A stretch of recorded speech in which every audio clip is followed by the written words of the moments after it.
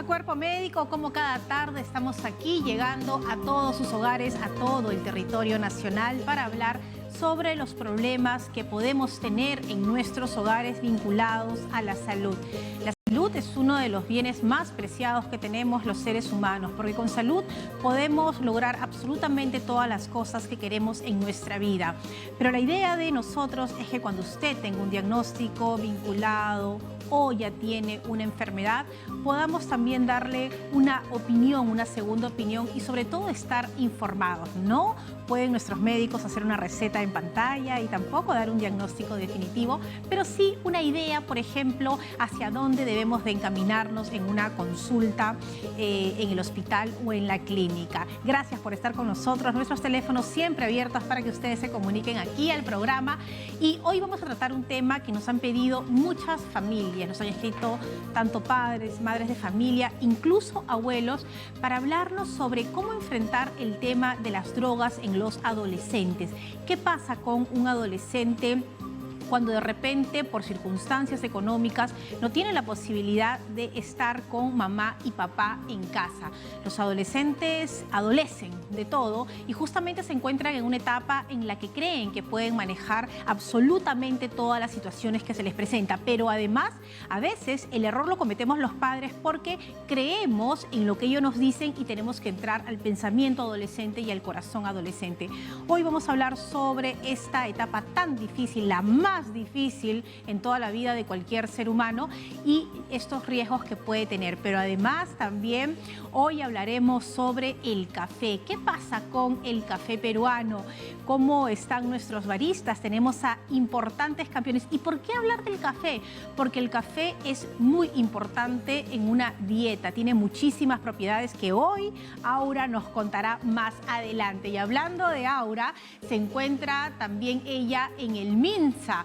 La vamos a hacer correr por toda la ciudad porque nos tiene importante información. Pues hoy se realizará un importante evento vinculado a la salud para hablar de la viruela del mono. ¿Cómo debemos los comunicadores informar a la sociedad sobre esta enfermedad? Aura nos va a dar un adelanto. Aura. Por supuesto, Fátima. Bueno, primero agradecerte justamente que hayas hablado sobre la importancia del café. Definitivamente soy fanática de ese grano tan maravilloso que representa a nuestro país y que también existe una trazabilidad importante de por medio, pero ya mencionaremos ese tema. Sin embargo, hablando de temas importantísimos y cruciales en el mundo de la salud aquí en nuestro país, pues justamente estoy en el Ministerio de Salud, que el día de hoy, viernes 19 de agosto, a las 6:30 p.m. se va a realizar un conversatorio que lleva como eje la viruela del mono, avances en su abordaje y retos para el Perú. Este conversatorio está dirigido, como tú lo mencionaste, a periodistas y comunicadores justamente para poder manejar una información verídica y eficaz y poder concientizar al público en general, hablar de prevención, pero en torno a una información real. Porque eso es lo que sucede. Queremos quitar los estigmas que pueden caer o recaer sobre la población o las personas que pasan por esta enfermedad y poder abordarla de una manera saludable, definitivamente. Así que vamos a estar entrevistando al doctor Julio Ruiz Olano, que es director general del Centro Nacional de Epidemiología, es una palabra dificilísima, de Prevención y Control de Enfermedades, que se conoce como la CDC. Entonces, esto es una previa, porque hoy día también Cuerpo Médico va a estar junto contigo como moderadora de este gran conversatorio que tiene a todo un equipo multidisciplinario que va a brindar información importantísima esta tarde. Muchas gracias, Aura. Efectivamente, el equipo de Cuerpo Médico hoy en la tarde estará en el Ministerio de Salud como parte de este importante conversatorio y realmente creo que es fundamental que los medios de comunicación y sobre todo los comunicadores, los periodistas, podamos tener la información necesaria para informar de manera correcta a la sociedad. Tenemos que empezar el programa. Esto es Cuerpo Médico. Empezamos así.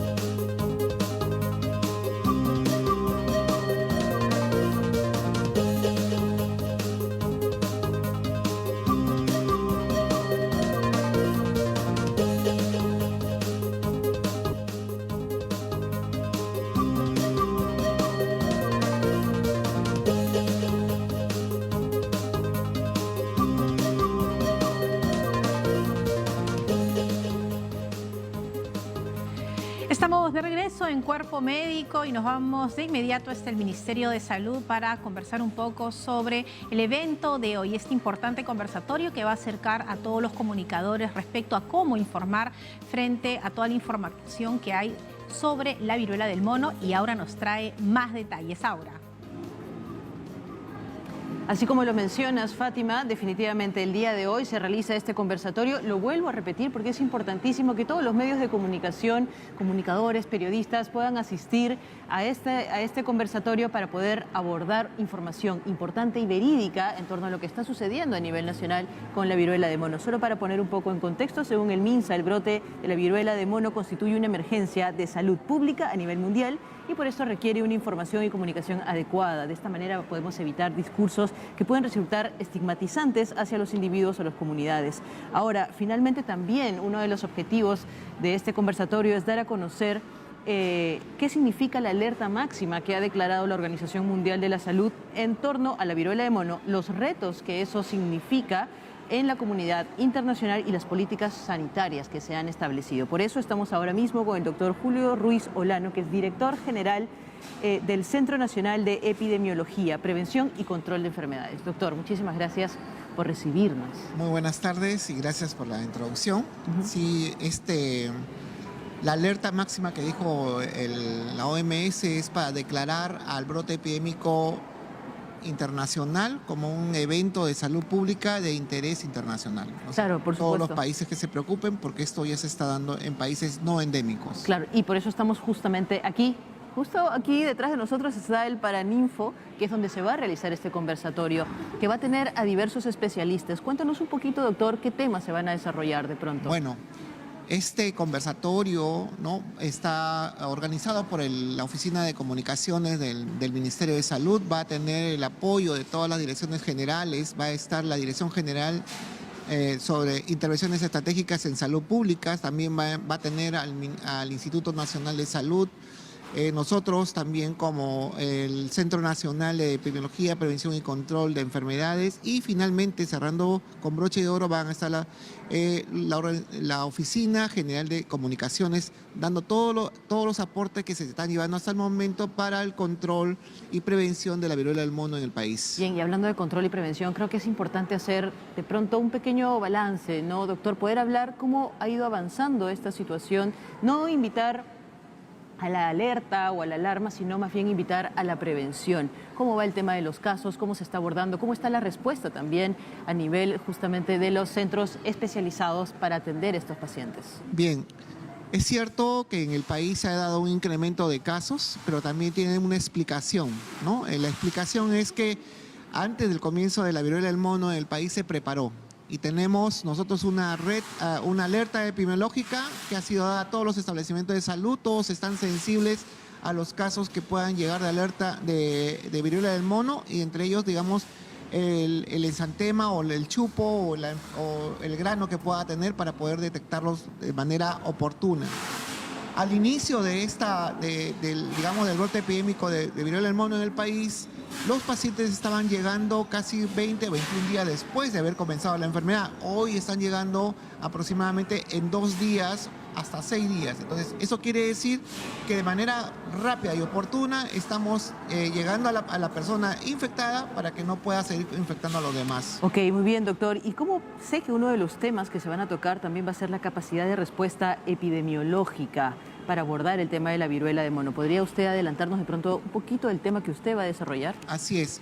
Nosotros dentro de la vigilancia epidemiológica, que viene a ser, digamos, el pilar y fundamental para la salud pública, tenemos ya todo un derrotero, ¿no?, que significa una hoja de ruta, mejor dicho, ¿no?, donde tenemos primero que haber capacitado, que ya lo hicimos, a todos los establecimientos de salud, tanto de manera presencial como también como de manera Zoom, a través de la internet. Luego tenemos una capacitación a los que van a tomar la muestra, y luego tenemos una información a los que van a atender al paciente. Entonces tenemos unidades notificantes, que son más de 8.000 en el país, ¿no?, que nos van a tener los ojos y oídos puestos en los pacientes que puedan ser sospechosos de viruela del mono. Entonces, esos son notificados de tal manera que podamos intervenir. Entonces, Y hay un equipo también en el Ministerio de Salud que va a ir a la búsqueda con pares, o sea, la búsqueda de esta población específica. Van a ir los pares a preguntarles de cómo es, si tiene algún tipo de enfermedad, algún tipo de signo, para que pueda acudir de manera rápida también a los servicios de salud. Por supuesto. Y bueno, y esto es un pequeño avance en realidad, Fátima, para lo que está programado para esta tarde a las 6:30 de la tarde para los comunicadores y los periodistas. Y esto es fundamental, tener una información veraz, una información oportuna, una información que genera la prevención y no precisamente el pánico es importante para nuestra nación. Muchísimas gracias, doctor. Hemos estado con el doctor Julio Ruiz Olano, director general del Centro Nacional de Epidemiología, Prevención y Control de Enfermedades. Fátima, regresamos contigo. Sé que hay un tema importantísimo para desarrollar, especialmente hoy es viernes de salud mental y, ¿por qué no?, también viernes de café. Así que en breve nos vemos ahí en el set. Claro que sí. Ahora, muchísimas gracias. Y también un saludo a todo el equipo del Ministerio de Salud que trabaja para llevarnos información verídica y sobre todo calmar a la población. No se trata de alertarnos, sino de dar lo que se necesita con la información. Hoy planteamos hace unos minutos el tema del programa y vamos a hablar sobre los adolescentes. ¿Y qué pasa con el cerebro adolescente? ¿Qué pasa? ¿Por qué un adolescente ingresa a las drogas? Y quiero darle la bienvenida a uno de los mejores especialistas que tenemos en el país. Él es médico psiquiatra y nos acompaña el doctor Fernando Luna León, director ejecutivo de la DEIDAE de Adicciones del Instituto Nacional de Salud Mental Honorio Delgado Hideyo Noguchi. Doctor, un placer tenerlo aquí en Cuerpo Médico para hablar de un tema que nos han pedido muchísimo. Y me gustaría empezar un poco explicándoles qué es la adolescencia, de qué edad abarca y cuáles son estos cambios tan trascendentales para el ser humano. Bueno, primeramente muy buenas tardes a usted y a todo el público que nos acompaña en este programa tan prestigioso. Bueno, la adolescencia es una etapa del desarrollo humano comprendida aproximadamente entre los 12 y 19 años de edad. Es una etapa de transición en la cual el niño ya va sufriendo una serie de cambios fisiológicos, hormonales, psicológicos, que lo van llevando hacia el logro de la adultez o de la madurez. Entonces es un proceso, es una etapa de transición. Muchos adolescentes por eso no quieren dejar de ser niños y a la vez muchos adolescentes quieren ser adultos cuando no lo son. Entonces es una etapa necesaria que conlleva muchos cambios que implican lo que nosotros llamamos la crisis del adolescente, pero no es una crisis en el mal sentido de la palabra, es una crisis del desarrollo, de los cambios que lo llevan a crecer. Es necesario para convertirnos en personas adultas. Ahora, sería interesante también que nos comente qué pasa en el cerebro, porque no se forma todo y finalmente la parte de la razón que está aquí adelante demora mucho tiempo y el adolescente es como que le falta, ¿no? Adolece de todo. ¿Qué pasa en el cerebro y por qué a veces no entendemos y no podemos encaminar a nuestros adolescentes? Exactamente, esto es bastante interesante porque nuestro cerebro está en desarrollo continuo. Así como nosotros vamos desarrollando un cuerpo que nos lleva a la adultez y después a la senectud, el cerebro de los niños va creciendo poco a poco y se van formando y desarrollando ciertas áreas. Estas áreas nos van a llevar a lo que nosotros podríamos entender como el dominio propio, el control, el autocontrol de nuestras emociones, nuestros pensamientos, finalmente de nuestra conducta y que nos van a llevar a ser personas responsables. Pues bien, el adolescente está en toda una turbulencia. El cerebro que nos lleva al control todavía no está formado, pero sí están agitadas todo lo que son las hormonas, los instintos, las emociones, y esa última parte que está precisamente en el cerebro frontal, ese cerebro racional, ese cerebro que nos va a llevar también al discernimiento, hacia la motivación, hacia planificar nuestro propio futuro, recién se está desarrollando. Y es más, acaba de desarrollarse a los 22 o 23 años. Vale decir que esta edad de 19 años que ha sido considerada consensualmente a nivel mundial como el fin de la adolescencia es solamente algo declarativo, porque el cerebro acaba de desarrollarse recién a los 22 o 23 años. Claro, y por eso a veces los padres dicen, pero no me entiende, le estoy diciendo algo tan obvio, y claro, no han desarrollado la parte racional, no nos van a entender. Vamos, doctor, con una primera pregunta que nos llega a través de las redes sociales y ya la tenemos en pantalla. Y esta pregunta nos llega a través, vamos a verla, ¿ya la tenemos? ¿Sí? Ahí está, a través del Facebook. Daniel Morales dice, tengo un sobrino de 23 años que vive conmigo y siempre usa vaporizador. Mi hijo de 16 es muy pegado a él y ya lo he encontrado fumando juntos. ¿Qué puedo hacer para que no se le vuelva un hábito el fumar? Justamente esta pregunta nos lleva al tema de por qué en esta etapa es tan fácil empezar, bueno, a probar las cosas, pero engancharme con ellas y finalmente terminar en una adicción? Bueno, primero tenemos que ver la vulnerabilidad del adolescente. El adolescente es una persona que está formando su identidad y necesita reconocimiento. Entonces es fácilmente vulnerable a la presión de los pares. Y aquí tiene que ver la influencia de los papás. Los papás dan un marco de pertenencia, pero el adolescente tiene una necesidad de referencia. Quiero pertenecer, quiero ser de un grupo social, de un grupo de amigos, quiero estar ahí, ubicarme en la sociedad. Entonces este adolescente ya va siendo influido por las otras personas. Cuando no ha sido bien formado, bien disciplinado, bien educado, este adolescente muchas veces solamente va a seguir. Existe la palabra el esnovismo. Las personas siguen modas, siguen ídolos, y de ahí lo peligroso de imitar, porque como en el caso que nos presentan a un primo consumidor o a un compañero en el colegio que consume sustancias. Se sabe que cuando hay un compañero en la promoción, en el colegio que consume drogas, ese es un factor de riesgo para que los demás continúen en ese factor solamente por imitación.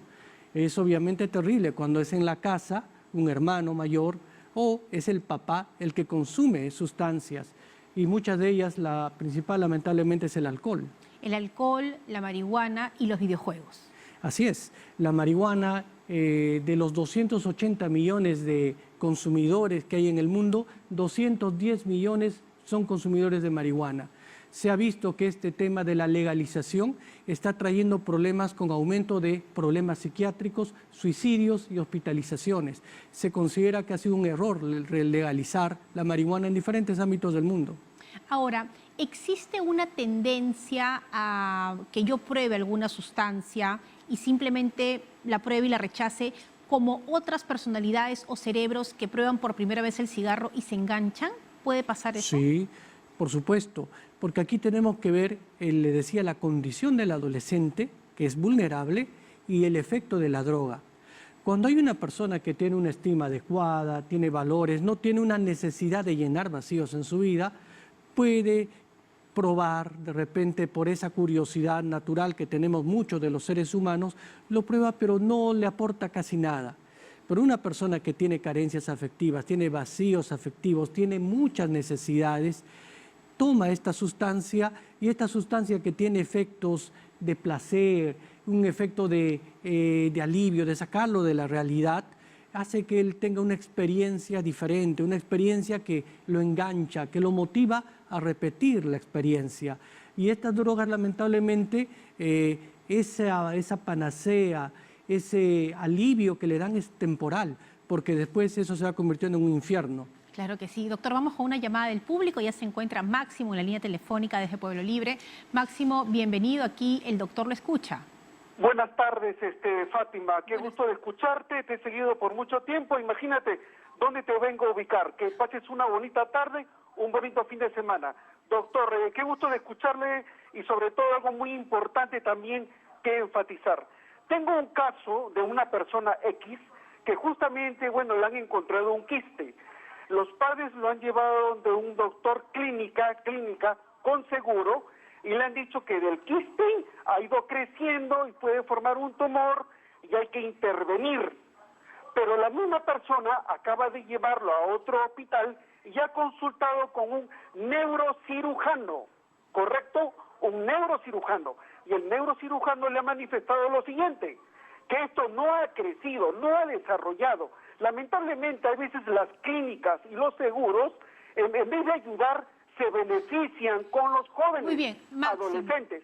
Entonces, le dijo lo siguiente. A ver, Máximo. Sería bueno que lo ponga en tratamiento con un psiquiatra para que le regule el sistema nervioso. Y el sistema nervioso, una vez controlado con las placas, pueda ayudarlo a este joven. Como usted mismo lo dice, a veces los padres hacen pertenencia y los hijos buscan una referencia. Muy bien, Mi Máximo. pregunta, como le digo, es, sería bueno que este joven lo trate un psiquiatra y una vez que lo evalúe pueda ver mejor las placas. Muy bien, Máximo, querido. Okay. Vamos a salir del tema, pero aquí tenemos justamente uno de los mejores psiquiatras que tenemos en el país y entendemos su preocupación y vamos a ayudarlo así no sea el tema, doctor.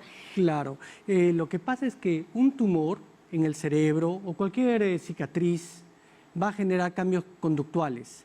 Y cuando existe este tipo de lesiones, normalmente las reacciones emocionales son mucho más intensas.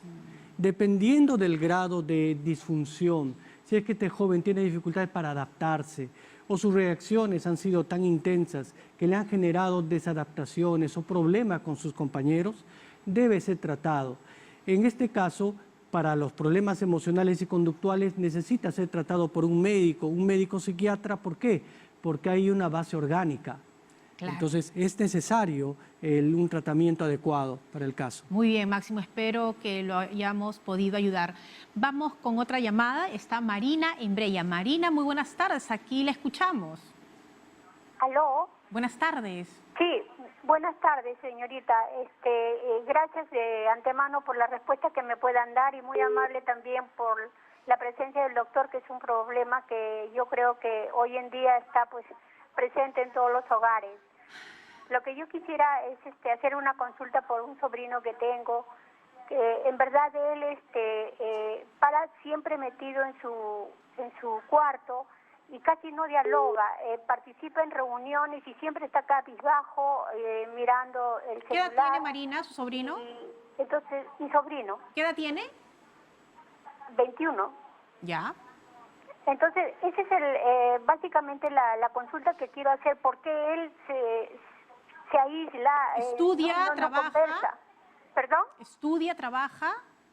No, él estudia en la universidad. Muy bien, Marina. Bueno, ¿qué pasa con este joven? Tiene ya 21 años, pero para metido en el cuarto, en la computadora, en el celular, no participa en las reuniones y si está sociabilizando, está cabizbajo con el teléfono. Claro. Miren, hay una cosa, de lo que nosotros tenemos que madurar es en la sociabilidad. Tengo que tener una funcionalidad social, una interacción. Entonces esta capacidad se ve menoscabada por diferentes problemas, y muchos de ellos psiquiátricos. Una persona depresiva o una persona que puede estar simplemente teniendo una desadaptación social por sus propios temores o ideas. Eso necesita ser evaluado. Otro de los temas que puede estar ocasionando ahí es si es que él, por ejemplo, interactúa muy bien en las clases, pues después queda enganchado en las redes sociales, en la computadora. ¿Qué está haciendo? Cuando una persona se aísla y tiene una vida virtual muy activa y lo que se dedica es, digámoslo, al YouTube, ve televisión o ve videos, baja la música o está jugando videojuegos, puede estar enganchado en una adicción que se llama la adicción electrónica. Por eso lo que sugiero en esos casos es que conversen con él, que le dialoguen por qué él no quiere interactuar. Si es por temor, o sea, no es porque está pegado, entre comillas, a los electrónicos, entonces puede ser que le esté teniendo problemas emocionales o en su pensamiento. Pero si el motivo fundamental es porque él está enganchado, como les digo, en el celular, en actividades de este tipo, es probable que él esté teniendo una adicción electrónica. Muy bien, vamos, doctor, con otra llamada. Ya estamos en la línea telefónica, ¿sí? Ya estamos en redes sociales. Vamos con las redes sociales y nos dice Helber Salazar. Mi hija tiene 16 años, sufre de migraña y toma sus pastillas. Debería tomar las previas supervisión mía, pero le encontré varias escondidas y en la casa anda totalmente descuidada. ¿Podría ser indicio que empezó una adicción a estas pastillas?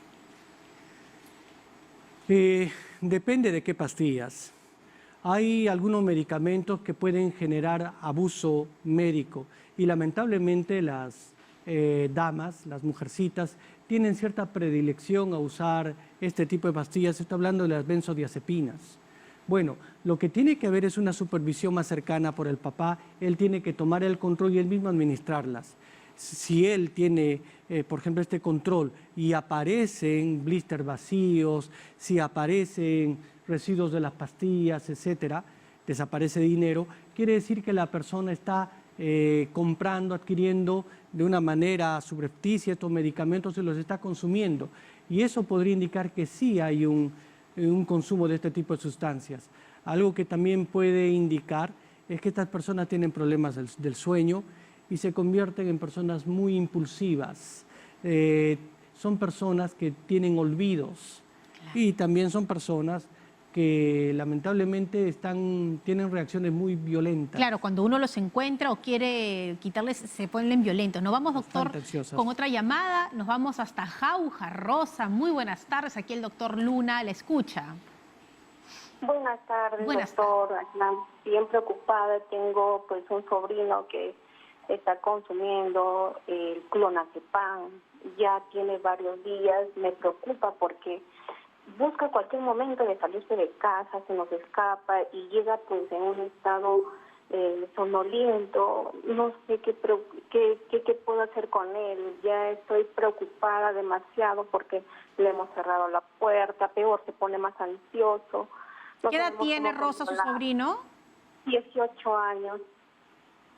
Muy bien, vamos a ver. Estos comportamientos, doctor, en un adolescente de 18 años, ¿qué podría estar significando? Bueno, muchos de los adolescentes no tienen un buen control de sus emociones y ellos buscan algo que los ayude o los alivie.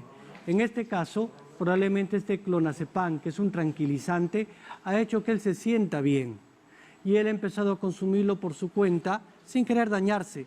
Pero lamentablemente estos medicamentos producen una especie de adicción, de acostumbramiento. Entonces, esta persona, ahora que lo deja, que de repente le limitan el acceso a estas pastillas, siente una ansiedad de rebote, no duerme, tiene gran tensión, de tal manera que desesperadamente huye de casa. Con este tipo de adicción quiero ser bien enfático con nuestro público.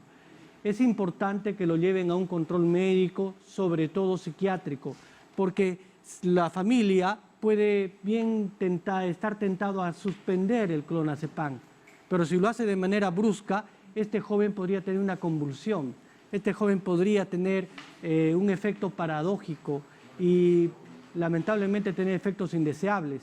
Por eso es que la reducción tiene que ser hecha en un espacio especializado por un médico psiquiatra. Claro que sí, qué importante. Bueno, vamos inmediato con Aura porque ella nos trae información sobre el café.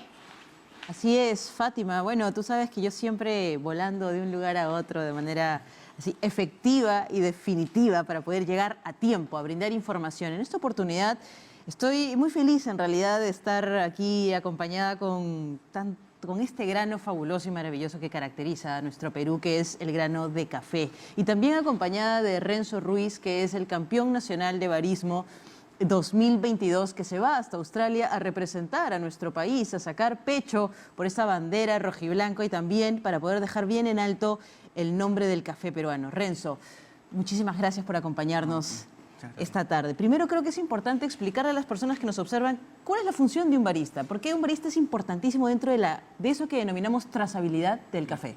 Claro, la importancia de un barista siempre se va a resaltar porque prácticamente nosotros somos el último eslabón, ¿no? O sea, dentro de la cadena de trazabilidad del café. Recibimos ya el café ya tostado y nosotros tenemos que interpretar justamente lo que nos mandan nuestros caficultores, ¿no? Esto basándonos de una buena trazabilidad desde la finca, el proceso, el beneficio, el correcto tostado y hasta que nosotros podemos recepcionarlo en nuestras barras de café. Claro, por supuesto, y aquí tenemos algunas muestras, efectivamente. Ahora es importante cuidar el tostado, cuidar desde el inicio de la cosecha del café para poder tener justamente esa tacita de café efectiva e importante para el consumidor final que vendría a ser el cliente y bueno, y ustedes que se encargan de ver todo ese cuidado. Sin embargo, Renzo, y quiero abordarlo de una vez, tú eres el campeón nacional de este año y están organizando una serie de eventos también para poder irse hasta Australia. De pronto es todo un despliegue, ¿correcto? ¿Cómo han respondido un poco también a nivel nacional las entidades? Tú perteneces a una cafetería, Mamaquilla, que también tuvo un premio de excelencia en el 2019. ¿Qué eventos están realizando para poder irse a Australia? Y ya luego me vas a hablar de tu bebida de autor. Justamente el día de mañana, sábado 20, tenemos un festival del café que hemos organizado con toda la comunidad cafetera. Somos una comunidad muy pequeña pero muy unida y que justamente hemos podido reunir a ex campeones nacionales, porque yo soy el octavo ahorita campeón nacional, pero justamente acá se van a dictar masterclasses de café, van a estar distintas marcas de café, distintos orígenes de café. Y lo importante y esto que justamente quiero rescatar es que justamente se va a dar eso entre el consumidor y el barista, ¿no? La correcta información que debemos nosotros brindar al consumidor, ¿no? El correcto tracto del café también que se debe dar. Perfecto, entonces todos están invitados al Festival de Café que se va a realizar el día de mañana, sábado 20 de agosto, en Mamaquilla, en Pachacámac, ¿correcto? Pachacámac, Bueno, ahí definitivamente en el internet hay bastante información al respecto. Sin embargo, Renzo, hablemos de lo que tú te vas a llevar precisamente al Mundial y un poquito de las propiedades organolépticas que destacamos en el café. El café es un grano que puede ayudar, está, bueno, certificado de que puede ser beneficioso para muchas enfermedades o también para hablar de prevención en cuestiones de enfermedades cardiovasculares, en una buena alimentación. Definitivamente, Sarita Gusabá, te extrañamos aquí porque tú podrías desplegar muchísima más información al respecto. Sin embargo, hay información que puede verificar eso. Cuéntanos un poco también, vamos a hablar de los fermentados. Te estás llevando, ¿qué tenemos aquí? Tepache. Sí, justamente nosotros diseñamos un tepache que intentamos innovar y también realzar la versatilidad del café, pero utilizando las levaduras propias que encontramos tanto en las frutas como también en algunos vegetales, ¿no? Tenemos aquí justamente un café, pero fermentado con sachatomate, que de repente es un producto que no se conoce mucho a nivel nacional, pero nosotros teniendo una pequeña chacra en Ancash tenemos la facilidad de esto, ¿no? Y tenemos un tepache justamente fermentado con cáscara de naranja de jugo. Esto lo hacemos fermentación espontánea por 3 días a temperatura ambiente. Y por último tenemos un producto que es justamente esta botellita que tiene una carbonatación natural, es ligeramente cítrico, ligeramente dulce. Este sí es fermentado con cáscara de piña, por ejemplo, ¿no? Es bien aromático y por último tiene todo el recuerdo de café. Esta es parte de lo que nosotros los baristas también debemos hacer en nuestra obligación también. Por supuesto, dar a conversar sobre los beneficios del café. Bueno, y también hablemos un poquito de esta bebida de autor que tú tienes. Cuéntanos un poco cómo es la preparación, así para ver si podemos provocar al público que nos está observando a que conozcan un poquito más del café peruano. ¿Qué tenemos, Renzo? Sí, claro. Nosotros ahorita hemos traído los 3 fermentos con los que trabajamos en el campeonato nacional. Este es un café fermentado con cáscara de mango. El segundo es un café fermentado justamente con cáscara de naranja de jugo, que es el más aromático dentro de los 3. Y este es, por ejemplo, más denso, ¿no? Y por último tenemos lo que es un fermento, pero solamente donde utilizamos la cáscara de naranja de mango. Los 3 son fermentados con azúcar blanca de base porque necesitamos sí un agente que nos ayude a poder arrancar la fermentación en esta oportunidad. Y bueno, no puede faltar el café aquí, ¿no? Para que pueda repotenciar esto. En nuestro nacional nosotros comenzábamos con la extracción de los expresos porque necesitábamos que enfríen, ¿no? Que lleguen a una temperatura adecuada.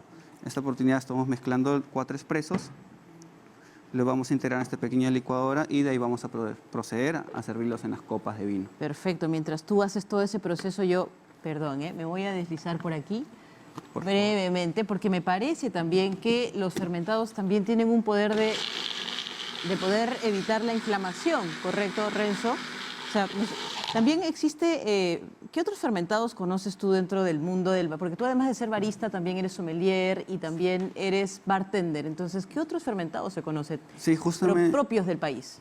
Propios del país es la chicha de jora. Nosotros comenzamos este proyecto de los fermentados porque tenemos un proyecto de hacer una chicha de jora con café, ¿no? Pero nos dimos cuenta que igual como el café, nosotros tenemos que buscar un productor que se complemente, mandarnos una buena jora germinada, con una buena trazabilidad como debe de ser. Perfecto. Mientras tú sirves, entonces vamos a ir nuevamente con Fátima. Fátima, esto promete definitivamente, así que nada, sigamos desarrollando la información y vamos ahí a dejar que Renzo haga su magia cafetera. Muy bien, estamos aquí con Aura, el café, pero también hablando sobre los problemas de nuestros hijos adolescentes y vamos a regresar, por supuesto, después del corte para hablar con el doctor Fernando Luna para que nos pueda dar ideas sobre qué hacer en estos casos. Muy bien, ahí está. Para el doctor primero, por favor, Aura. Sabes que aquí compartir es parte del cuerpo médico definitivamente. Muy bien. Nos vamos entonces a una pausa y no se preocupe si tiene un problema en casa con su hijo adolescente. Aquí tengo al mejor especialista para ayudarlos a ustedes y sobre todo a entender que la familia es lo más importante para cualquier tema de prevención con nuestros adolescentes. Vamos a una pausa, regresamos.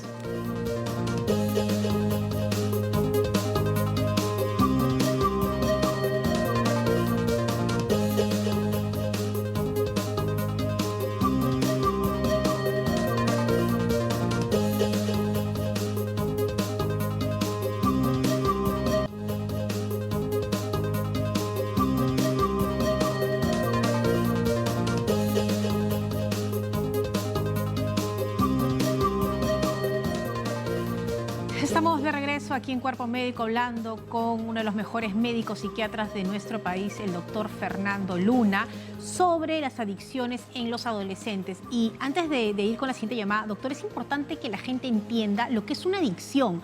Cuando alguien quiere empezar con las drogas en los jóvenes, le comienza a regalar, ¿no? Le regala y cuando ya los engancha les empieza a vender. Y a veces los padres dicen, pero déjalo. ¿Se puede dejar así una droga? No, porque uno de los efectos de la adicción es precisamente el daño sobre el sistema de la voluntad.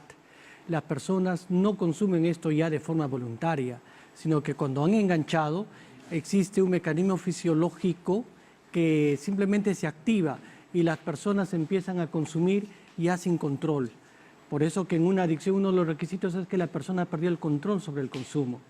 No puede detener cuando empieza, no puede dejar de hacerlo y hace lo que sea para poder consumir. Podríamos tomar como ejemplo el caso que nos comentaban de ahí de Jauja, este joven que enganchó con el clonazepam, le cierran la puerta pero él desesperadamente escapa, huye. Tenemos muchos adolescentes que se tiran del segundo piso, etcétera. ¿Por qué? Lo que su cuerpo les pide es consumir. Hay una necesidad para consumir. Por eso es fundamental entender que se trata de una enfermedad que hay que ir al médico, hay que ir al psiquiatra para atenderla porque no pueden dejarla, no tienen voluntad y aquí el doctor nos está diciendo. Vamos con una llamada, ya tenemos en la línea telefónica a Carlos, ¿sí? Hola. Ernesto. Hola Ernesto, ¿cómo estás? Muy buenas tardes. Muy buenas tardes. Aquí el doctor Luna lo escucha, Ernesto. Gracias por llamarnos. Correcto, muchas gracias. Por favor, si el doctor nos podría hacer un comentario en lo siguiente. A ver. ¿Qué porcentaje influiría el factor hereditario en el desarrollo de la personalidad del adolescente con respecto a las drogas, teniendo en cuenta que los padres fueron adictos? ¿Qué porcentaje influiría o solo depende del medio ambiente donde se desarrolla, familiar, social, del adolescente? Muy buena pregunta, Ernesto. Doctor, ¿con padres adictos, sí, hijos adictos? No necesariamente, pero sí hay una fuerte influencia genética. Son dos vertientes. La genética puede influir entre el 40 y el 60% de la probabilidad de tener una adicción. Pero también ahí existe otro, el medio ambiente, donde está el tipo de crianza que ha tenido y otros factores coyunturales, eventos de vida que le han sucedido a la persona y obviamente a la situación actual que puede precipitar, que también fluctúa en un 40-60%. Es decir, en un adolescente, por ejemplo, con dos papás que tienen adicción, tiene una probabilidad casi del 60% de influencia y un 40% ambiental, ¿no es cierto?, frente a otro adolescente que no tiene los papás, su genética puede ser de 40% o menos, pero podría haber una fuerte influencia ambiental en los vecinos, el barrio o lo que le puede haber pasado. Ahora, por algo que suene raro, pero muchas veces, doctor, la sobreprotección a nuestros hijos, que también se considera una forma de maltrato infantil a veces, hace que estos niños, cuando sean jóvenes, tengan mayor tendencia. Así es, los hace débiles. Cuando los papás quieren mucho a los hijos, los sobreprotegen, los anulan, les dan de todo. De tal manera que la idea del papá es que no sufra el hijo, pero el hijo va a tener que enfrentar la vida y cuando enfrenta las vicisitudes propias de esta, se ve conflictuado y no sabe resolverlas, porque todo se lo resolvieron los papás. En ese escenario ya solo, busca de una manera inadecuada a alguien que le resuelva los problemas y en este caso es una sustancia. Por eso es que enganchan. Por eso a los papás este mensaje: si nosotros vamos a querer a nuestros hijos, es bueno, pero este amor tiene que tener límites, tiene que tener control y tiene que tener disciplina, que es uno de los roles más importantes que tenemos los papás. Educar a nuestros hijos precisamente para que resuelvan problemas, para que enfrenten situaciones en la vida y salgan adelante, para que se esfuercen y sean responsables. Ahora, doctor, ¿qué pasa con la empatía? Porque a veces los padres, viene nuestro hijo adolescente a contarnos algo y empezamos, ¡oh! ¿Qué? ¿Y tomar un licor? Tú no habrás tomado, ¿no? A ver. Y entonces el joven comienza a alejarse cuando es la etapa donde más necesita que el padre lo escuche. Claro, uno se sorprende y quiere salir corriendo, pero que también él comprenda que tiene alguien en quien confiar. Así es. Los papás tenemos que ser cercanos a nuestros hijos. nuestros hijos van a tener un mundo emocional propio y tienen una respuesta a ella, es una respuesta individual. Y lo que para nosotros puede ser sencillo, para él es de repente bastante complejo. Nosotros tenemos que escucharlo, tenemos que entenderlo, lo cual no significa que nosotros estemos de acuerdo con lo que sienta o piense. Simplemente los estamos escuchando, los estamos acompañando, los estamos validando. Él nos dice, yo sufrí porque la chica me dejó, porque me pasó esto, me dijeron esto en el colegio. Uno tiene que solidarizarse con él, uno tiene que entender cómo se ha sentido el hijo. Pero muchos de los papás los anulamos, les decimos, no sientas eso, no llores, por eso no vale la pena. A tu edad, ¿quién va a tener problemas a mi edad? Y lo que estamos haciendo es decirle, no sientas. La siguiente es, no me cuentes, está prohibido que me digas estas cosas. Entonces el adolescente no sabe, simplemente se retrae, no tiene confianza con los papás y cuando está en crisis, porque hay un acúmulo, una agitación emocional y alguien le ofrece una de estas drogas por curiosidad, encuentra que estas drogas le dan ese alivio que no lo encuentra en la familia, que no lo encuentra con los papás y por eso engancha mayormente. Qué importante, doctor, eso es fundamental, la familia. Vámonos hasta el Agustino. Luis tiene una pregunta para el doctor Luna. Luis, buenas tardes, el doctor lo escucha. ¿Me podría bajar el volumen del televisor, por favor? Para poder... Hola, buenas. Ahora sí lo escuchamos. Adelante con su consulta. Sí, yo soy paciente del doctor Luna. Sí, Luis, cuéntenos. Quería saber, ¿Podría bajar el volumen del televisor porque no lo estamos escuchando muy bien?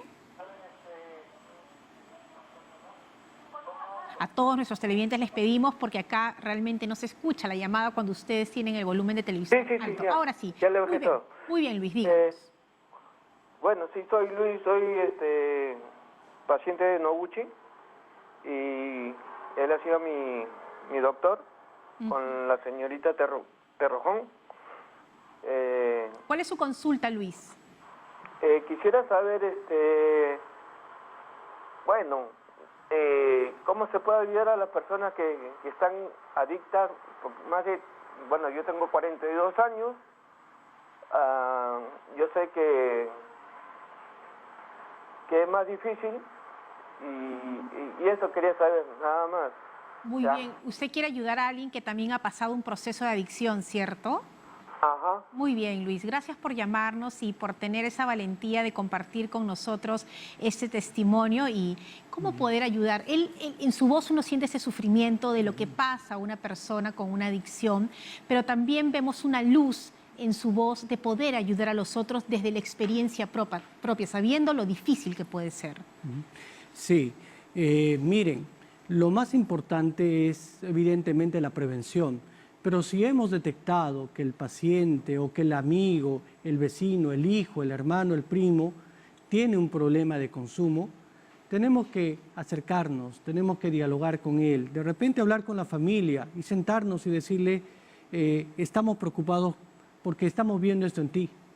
Estamos notando que de repente no estás estudiando, no estás yendo a casa, no estás trabajando o paras mucho tiempo consumiendo, ya no trabajas o lo que trabajas te lo gastas, tienes algo, te podemos ayudar en algo, y si el paciente o la persona se abre, dialoga, también ofrecerle, queremos ayudarte. Y la forma de ayudarle también es brindándole dónde puede hacerlo. Existen los centros de salud mental comunitario en el país y que están cercanos ahora a la comunidad, donde nosotros podemos acercarnos. Evidentemente tiene que haber una evaluación médica para ver la intensidad y el tiempo de consumo. No es lo mismo tener varios años de consumo que tener de repente algunos meses. No es lo mismo tener esa vulnerabilidad genética y vivir en un ambiente totalmente caótico que tener unos padres que están dispuestos a ayudarlo, que de repente que pueden engancharlo, que pueden apoyarlo y sacarlo adelante. Claro que entonces, de ahí depende ya de la evaluación del profesional médico, quien lo va a derivar cuando sea el caso, si es que es una adicción crónica, severa, intensa o con un fenómeno que quiero comentarles. Las drogas aumentan los problemas mentales, de tal manera que muchas veces en una adicción existe otro problema psiquiátrico enganchado, ansiedad, depresión o aún las llamadas psicosis, trastornos de personalidad, trastornos bipolares. Entonces, el médico, psiquiatra, especialista en eso va a tener que tratar ambas condiciones de manera simultánea y paralela. Por eso se necesita una evaluación médica, lo cual es importante como primer paso, Luis. Claro que sí, además es importante que el que quiera ayudar se llene de paciencia, porque muchas veces esa persona no se da cuenta o no quiere aceptar que tiene una adicción. Entonces siempre les pido, si ustedes tienen algún familiar, mucha paciencia para hablar y poder ir a los especialistas. Vamos con más preguntas, nuestros teléfonos están abiertos, pero vamos con una pregunta que nos llega a través de las redes sociales. Viviana Chávez dice, mi hija tiene 17 años y consume desde los 13. La internamos casi un año, pero su problema era esquizofrenia. Tiene crisis de violencia y no veo avance. Ahora se trata con inyecciones, pero se irrita cuando le decimos que tiene que parar con ellas. No sé cómo ayudarla. Bueno, esa es una madre realmente desesperada, como tantas madres que están viviendo estas situaciones en sus hogares. Claro, ahí vemos uno de los típicos ejemplos. Es una niña que ha desarrollado una enfermedad mental, la esquizofrenia, y lo que nosotros vemos es, y se tiene que investigar es, ¿fue la droga la que indujo la esquizofrenia o es que ella tiene la esquizofrenia con antecedentes genéticos y todo y busca las drogas como una forma de alivio? Entonces, el tratamiento puede ser sutil, la diferencia es sutil, pero hay que enfocarse y tratarla abordando esos problemas. De hecho, que nosotros tenemos que compensar esa esquizofrenia.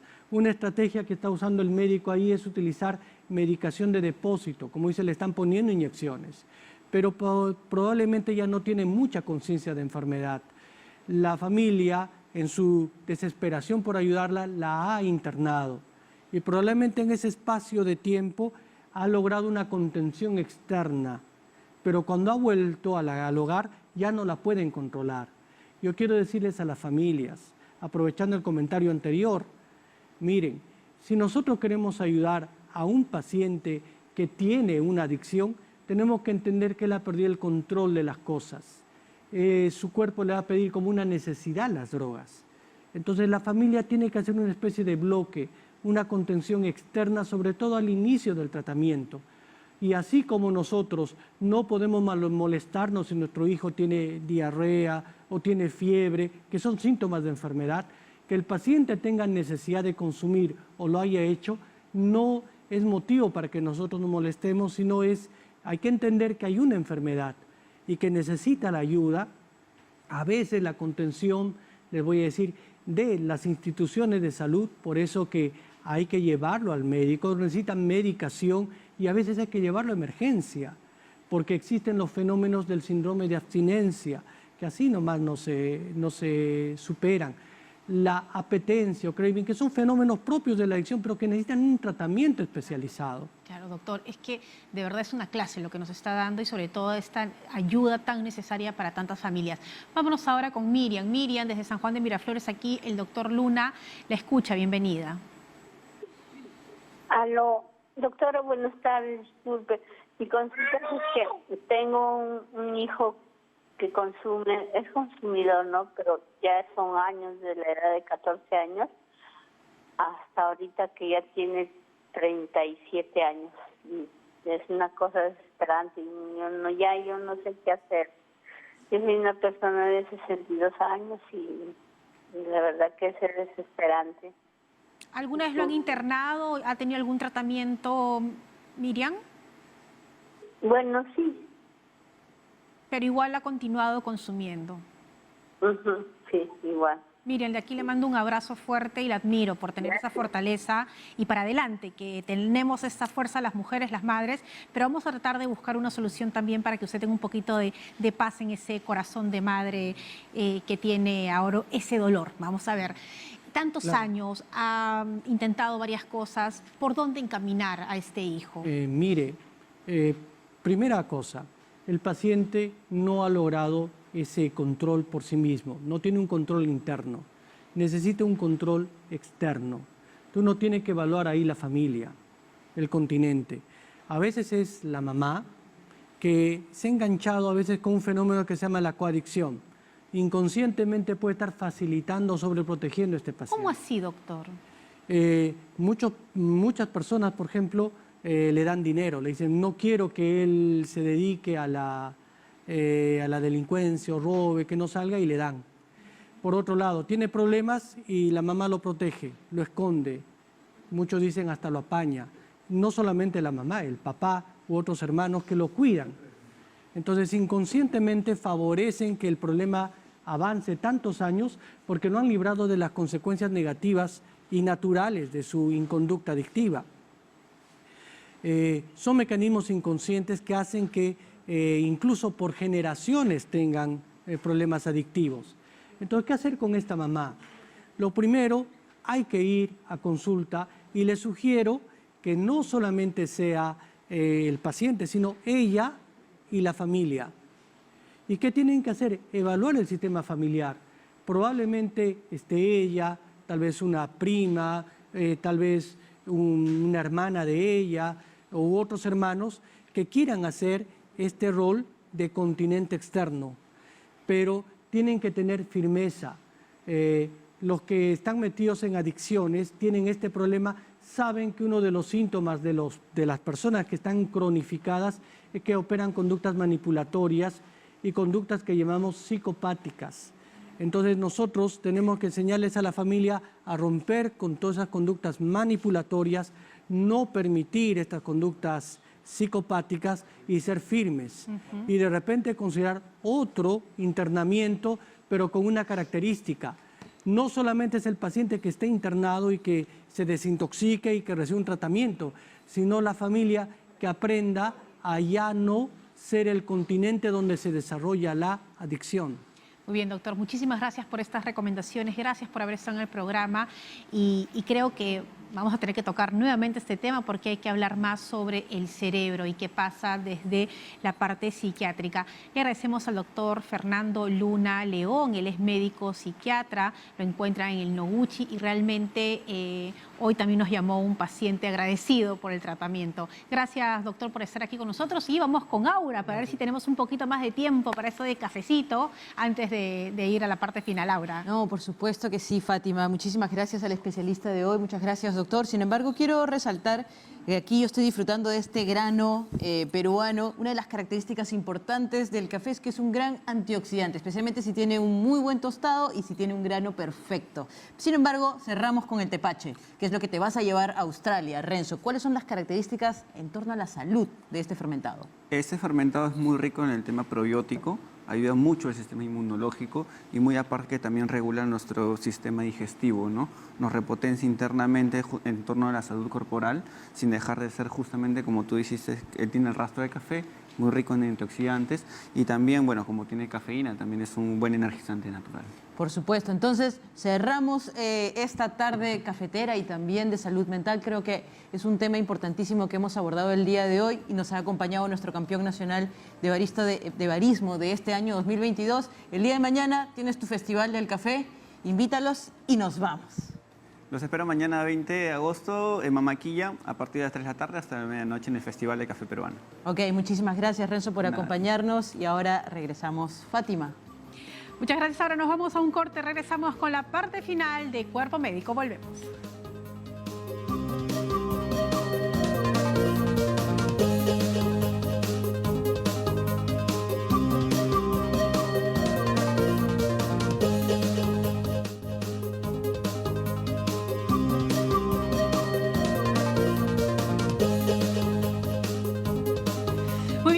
Ya la parte final del programa. Para mí el café es hablar de la familia, es hablar de la tertulia, es de contar esos secretos de generación en generación, es compartir. Y justamente el doctor nos decía eso. ¿Qué falta se hace tanto en esos tiempos que la familia se siente a conversar? Hay que sentarnos con nuestro hijo adolescente y si puede ser con un café, mucho mejor para que nos cuente lo que siente, lo que yo... Porque un café es eso, ¿no? Tú tomas un café con otro y hay una conversación linda. Para mí, en realidad, Fátima, y te agradezco justo que menciones eso, para mí el café es la excusa perfecta para todo tipo de interacción. Definitivamente mis padres hoy en día consumen y comparten esta pasión que tengo por el café todas las mañanas que dicen, hijita, ya nos vas a preparar el café, y obviamente siempre los sorprendo con algún método nuevo, hablando del buen café. Yo creo que esto es maravilloso justamente para integrar la familia, y cuando tenemos una familia integrada, pues creo que la salud está asegurada, ¿no? Así es, la familia es la base para solucionar todos los problemas y sobre todo para prevenir problemas. Volvamos a sentarnos a conversar con nuestros hijos, con nuestros padres, con nuestros abuelos. Si es con un café, mucho mejor. Y si podemos mantener, aunque sea un poquito de calidad de tiempo, es suficiente para evitar cualquier problema más adelante. ¿Nos tenemos que despedir? Sí, pero nos vemos más tardecito contigo, Fátima. Nos vemos, vamos a estar en el Ministerio de Salud en este importante conversatorio para entender cómo los profesionales de la comunicación debemos de informar a la población respecto no solamente a la viruela del mono, sino en general a todo lo que pueda venir más adelante. ¿Nos vamos entonces? Así es, salud, Fátima, muchísimas gracias. Buen fin de semana, disfruten con la familia, siempre juntos, todo van a sacarlo adelante. Nos vemos, chao.